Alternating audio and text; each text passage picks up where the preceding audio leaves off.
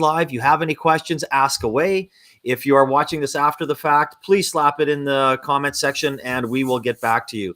I would like to thank the Alberta Technology Symposium for sponsoring this. It is the first live tech event in Alberta, April 20th and 21st at the Grand. The website will be in the comments section shortly.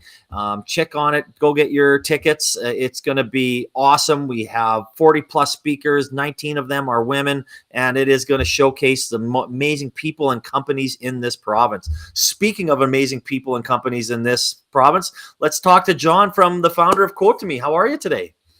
Doing fantastic today, Jade. Thanks so much for having me. It's a special day to get to be on your show here, and some congrats to you. I heard in the last week that hit a milestone for views, so really humbled to be on your show here today.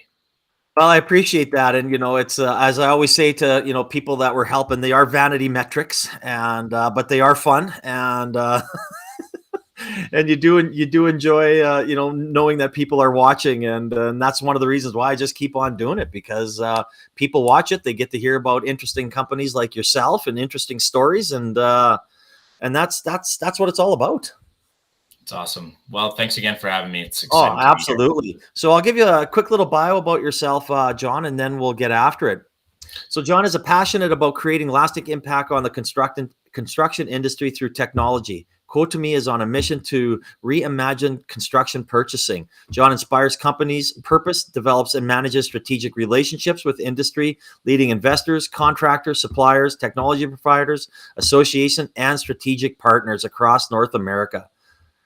And I always say, startups have such a cool story on why you founded them. So you know what? Please share why you founded QuoteToMe. Sounds great. Well, the bio sounds pretty fancy, but I'll say that I guess the founding story really does start with kind of the first chapter, which I've got to say is something that's really resonated across any other founder I've met, or any other hustler that I've met, I guess, is the mindset, and having that will to really take that entrepreneurial lead and become a leader yourself. And that was, for me, that inspiration can come from books, or, podcasts nowadays are wonderful, or some wonderful mentors. But for me, the inspiration actually came from my grandfather. So he was a farmer, and as a young boy, I admired him and his entrepreneurial spirit, and recognized that through hard work and dedication and, remaining committed to your craft, that you could become successful. And to him, and certainly to me, success really is becoming someone who can provide value and create opportunities for others around them in their communities, to your family, and to the people around you that you care for. And that's really what inspired me to take that entrepreneurial leap, and inspired my entrepreneurial passion. So at the time, I was working for United Rentals. So United Rentals is the largest equipment rental company in the world, and was renting and selling construction equipment. So got some corporate sales training across Canada and the US at some pretty awesome sales seminars. I loved the industry. I actually didn't come from the industry, so I never swung a hammer, or built a shed, or built a deck, or anything like that. But very quickly, I did fall in love with the people in the industry, just very humble and hardworking. And really appreciated that, as I, put equipment on rent at job sites across the city. I was always very proud to say, hey, look, I put that, piece of equipment there, that forklift there. I helped put that there, and I really felt a part of the project. And that was, and I feel like is still a big part of what creates that sense of community for the construction industry. And you do feel really accomplished being part of that construction project. So working for United, I recognized that the process for communication on the job site, or in offices for construction contractors, communicating with their suppliers was just very manual. It was a lot of picking up the phone, calling 3 suppliers if you're looking for a forklift or a skid steer to clear snow. So I recognized that there's got to be a better way to be able to let contractors reach out to their supplier base to get pricing or find out availability, scribbling notes onto a piece of paper. I was always showing up on job sites with coffee and donuts, with a pad of paper, scribbling down whatever the job site might have needed. And that's really where I recognized that there was an opportunity to build an Expedia type of platform to help contractors get multiple quotes for whatever it is that they were looking for their equipment needs. We worked with a bunch of contractors as we launched that product. I was able to rally up with a few co-founding partners, and we launched a product that did just that. It allowed contractors to get multiple quotes for their equipment rental needs. And that worked. We facilitated about $6 million in rental transactions through our platform, helping connect contractors to their supplier base. And yeah, we then expanded to Alberta and kept working closely with contractor partners to help build out our platform, which ultimately brought us to where we are today, which, a contractor can now send a request for anything they need on their job site, whether that's lumber, insulation, equipment, whatever that might be, direct to their suppliers.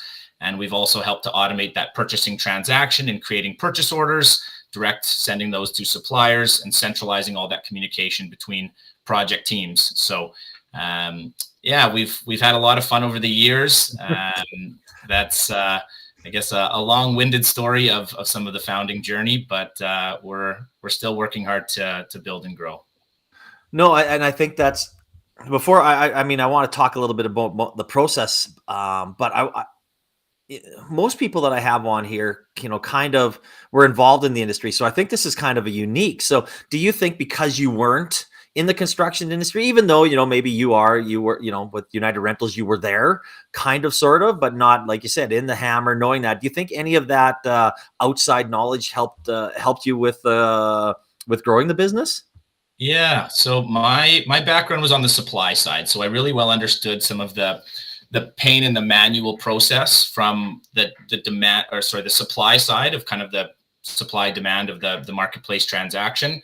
Yeah. But what I will say is that even today, and something that I still take great pride in, is empathizing and really learning from the contractor and understanding more and more about what some of their pain points are in their process and what makes a contractor, and why it's, what's painful about some of the processes in the industry today. One of the largest industries in the world, of course, the construction industry, yet when it comes to technology adoption, still very lagging. So that's something that I and our team at QuoteToMe really pride ourselves on, is really getting to know and empathize with the contractor stakeholders, whether they're, team members shivering out in the cold, building the projects, but of course, doing the hard work in building the buildings, or they're the, project management engineering teams in the office, or they're the financial team members that are helping to keep everything kind of glued together. So I'd say that my lack of experience from the contracting side as a builder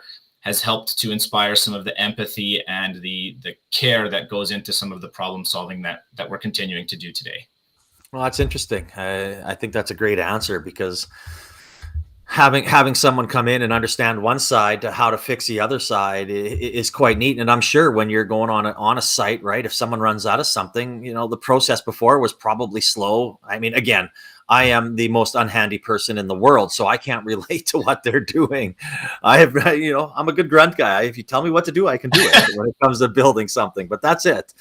So I imagine, coming in, how did that first process go when you go to the smaller guys, or you just walk up to a site, or did you try and bang on the big doors right away and say, hey, I've got something that can make this experience at United Rentals? And I was, again, able to speak to some of the relationships that I built, and understanding the process from my time as an equipment sales rep. So was fortunate in our early days of starting QuoteToMe that we were able to partner with some incredible contractors, and we were able to land what I would call kind of mid to enterprise level contractors as, I'll say, kind of pilot contractor clients, but also strategic partners that were able to help us in some of the initial fundraising capacity, and also generate real customer data and learn and empathize with some of the pain points that they had.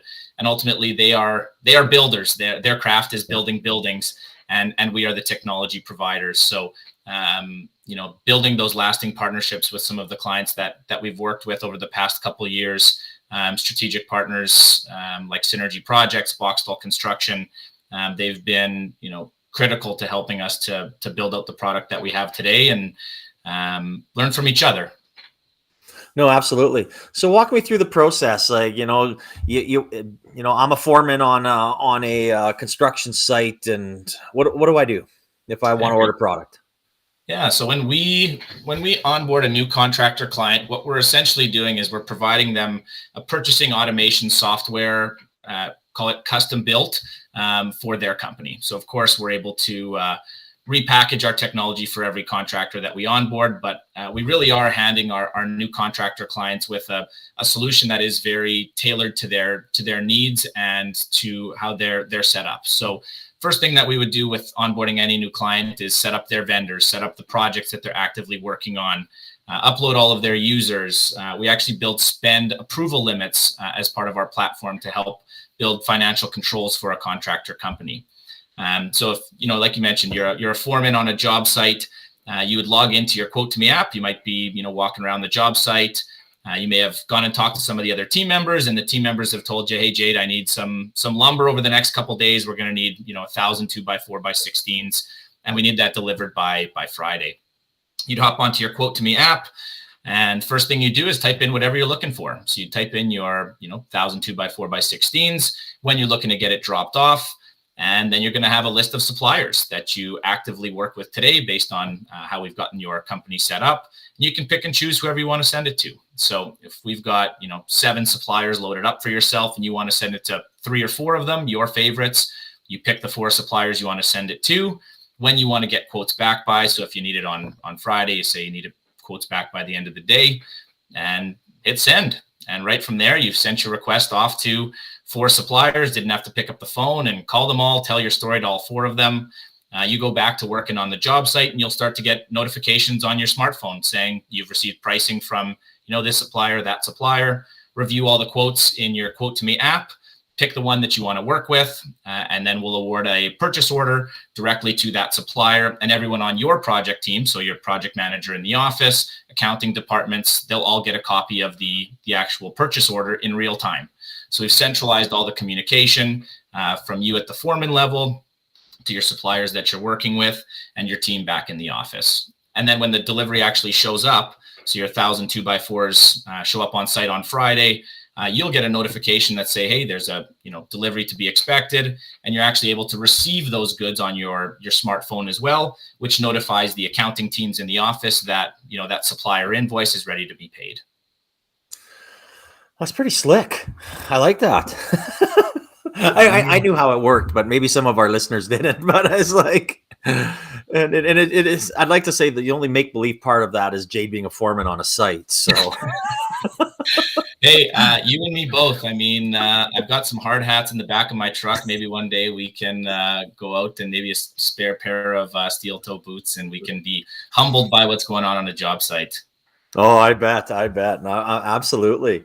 And I think that's awesome, right? I mean, I can imagine what companies, like you said, you need to get X amount, and I'm sure some of them say you need X amount of quotes before we can make that decision, even though pricing will probably be relatively close, but they still need to get them. So, phoning a sales rep, sending an email, waiting that process, like people just must be happy the way when they have the QuoteToMe app.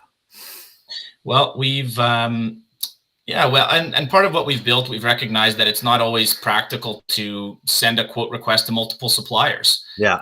So we also make it really easy for, a foreman like yourself, Jade, to just call your favorite supplier. So if you knew you wanted to work with United Rentals, they're your favorite equipment rental supplier. Yeah. We have a function right in our app where it's just a one-to-one conversation. So you're not waiting for multiple quotes. If it's something you need right away and it's, $500 or, under a certain pricing threshold where it doesn't make sense to get a bunch of quotes, we also digitize and automate that whole workflow as well. So we really want to reduce any paperwork that you might need to do. So as Jade, the foreman, you love to do carpentry work. So you're, good with working with tools, but when it comes to doing paperwork, that's not something that you want to do. So we've also made that whole process really easy. So for us, our focus is, while we started off as a platform making it easy to get multiple quotes, what we really recognized was that the entire kind of procure to pay workflow for a construction contractor and of course for their suppliers, just a lot of manual processes today. So yeah, we can, through our centralizing all stakeholders into QuoteToMe, we've made things a lot easier for everyone. Yeah, and Jade is the foreman. If John, as the sales guy, brought donuts, I would only ask for one. Well, that was that was where I started my day. Actually, was every morning I was filling up my truck with coffee and donuts, and that was my my way to get time on job sites with foremen, with superintendents, and that was just one supplier just for equipment. So I'm sure that those job sites were filled with lumber sales reps, insulation sales reps, or whoever it was. So lots of coffee and donuts flowing to job sites, and they've got better things to do than just being entertained by salespeople. That's for sure. No doubt. I want to touch on something you said earlier. I mean, I consider myself a salespreneur. I was lucky enough to work with companies that I understood margin. I understood that. They said, make your decisions. Don't phone the sales manager. If you want to cut your commission and those types of things, learn it. So when I did become an entrepreneur, it made it easier for me to say, no, I can't do that. We're going to lose money. Can't do, we're a little guy, right? We can't compete with the big guys. So, and I don't have a lot of salespeople on here coming and saying, a lot of them are tech that need help in sales. So I think it's, this is an interesting conversation, I think. So do you think, was it easier to start as a salesperson that you're that guy that can get out there, I can go talk to anybody. Me, and I'm sure you're the same. I can talk to freaking anybody. So, and I do, right? So do you think it was a little easier being a founder that is really, outgoing and salesy, not salesy in a bad way, but was a good salesman in the past? Well, I would say yes. I think that it really helped me in, and I think it's something that you and I would both share, is that, the salesperson requires a lot of courage. It's, and that only comes from the several no's you get, or the hangups on the phone, or for me, it was getting told to get off the job site or whatever it was, leave the donuts, but get out of here. And that helps to thicken up your skin a little bit. So that was certainly helpful in some aspects, but I've got to say, one of the greatest lessons I've had throughout QuoteToMe was recognizing the value of people's individual gifts, and how you can, and I know you're a sports guy based on all the jerseys behind you there. I know that you would appreciate the value of building this, well synergized team. Yeah. And that's part of where I've recognized today that, if my passion and some of my more natural abilities are on that sales side, how important it is for me to ensure that I'm surrounding myself with some of those more technical people, those more operational leader people, and also those really strong financially minded people. So that's part of one of the things I've learned is you can't build a business around kind of your own individual skills. That'll only take you so far. So it's so important to surround yourself with really strong leaders and really strong partners around you to help round yourself out. Again, I'm talking with John, the founder of QuoteToMe. You can go to their website, QuoteToMe.com, click on it in the comments section to find out more information about it.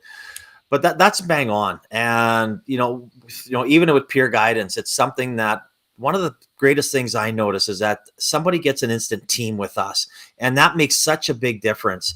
And probably 90% of the issues that we deal with in a company is preparing them to hire the right people, make sure they have the right people that wake up for your weaknesses as a founder, and so make your team better. But it's also that scaling process where they've never done it before. They don't understand sales. It's hard to take no's. God, for all the yeses I've gotten, and I consider myself a pretty good salesperson back in the day. I took 1,000 no's, to, a handful of yeses, right? And get out. People, you're a sales rep, you're a liar, right? All that shit that comes with it. So I think your point with that team is bang on. And that kind of leads into my next question of how we met. And that was through Startup TNT, and why I love TNT. And we talked about this a little earlier. You know what? As an investor, I have some really strong, but I am the most tech investor you'll ever meet. And having people on our team like Noel and Edon and whoever else it is to understand that, to pick up my weaknesses as an investor, is priceless. Well, it's and to me, that's, as a community of people, the approach that Startup TNT has taken and continues to cultivate that is just approachable and honest. And I think that for me today, a lot of the ability to be vulnerable. Startup TNT was wonderful in being able to cultivate that type of a very approachable yet extremely valuable and high impact, I'll call kind of platform community of people where, if it's something that you're lacking, so if it's, you need access to capital, you need access to talent, there's such a diverse group of people that have such a passion and will to help that it'll get solved. And as long as you can, remain humble and remain a, active contributor to that community, that support will be there. Oh, and I talk about the people that you meet are going to be more important than any of the money you receive. And I don't know if you knew David before and he just kind of came onto your team, but did you meet him through TNT? We did actually. There you go. Right? It was, so David's joined us as our new interim COO. And he's been a wonderful addition to our team. I've been, really grateful to have him join us. And it was just after we'd raised a Series seed round that Startup TNT was actually part of, which that was a really incredible experience to have raised over $80,000 through Startup TNT.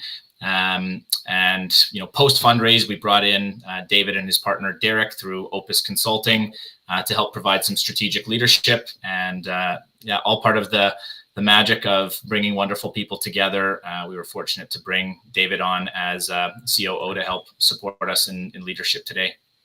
And again, that's just priceless, right? Get that little help that, your entire team, even you as a leader, are growing. And as you said before, you've never been a CEO. So you're going to take your lumps in the beginning, and now you have someone there to lean on, to ask about, who's been there, who's done that, and kind of a shoulder. I don't want to say shoulder to cry on, but I mean, I'm sure there's days that you punched walls and things like. I mean, I know I've been there, so it's nice to have somebody to say, hey, what do you think?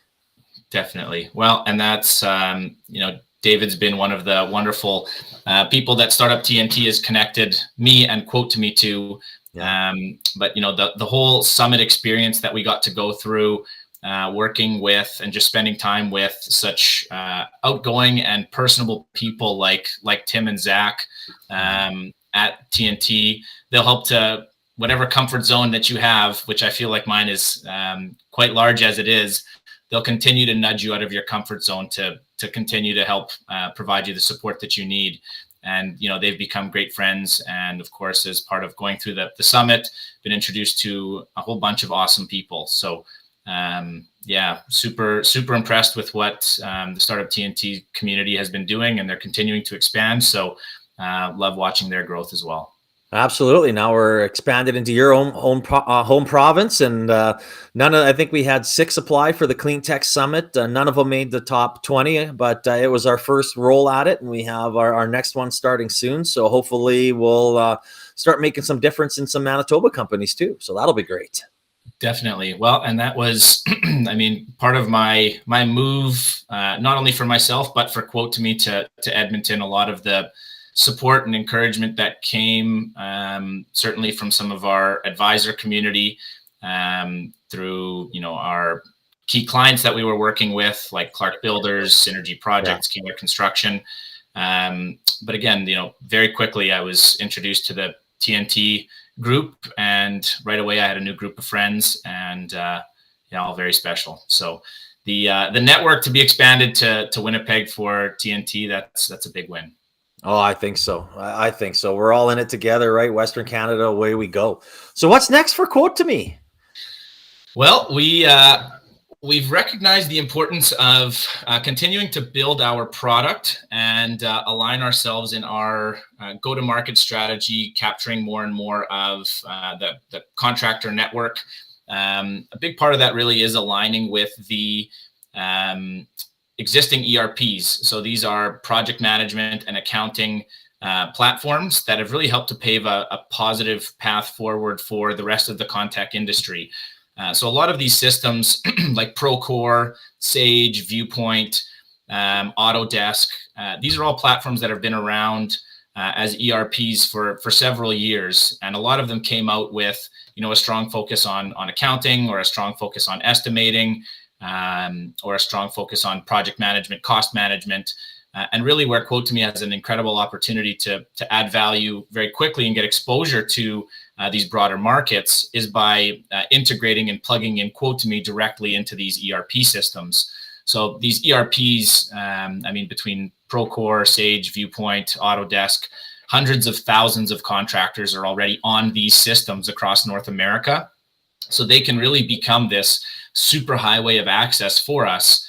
So we've recognized that, twofold. One, from a product strategy, our ability to really well integrate and build this seamless experience for our contractors who are utilizing QuoteToMe, feeding our data, pushing and pulling data between these ERPs will be critical to our ability to scale very quickly. So our existing clients are using these types of ERPs. So we've been working and have already developed successful integrations into a number of systems, and we're going to continue to follow that focus and really build a really strong product and our go-to-market strategy around these ERPs to be able to partner with as part of our expansion.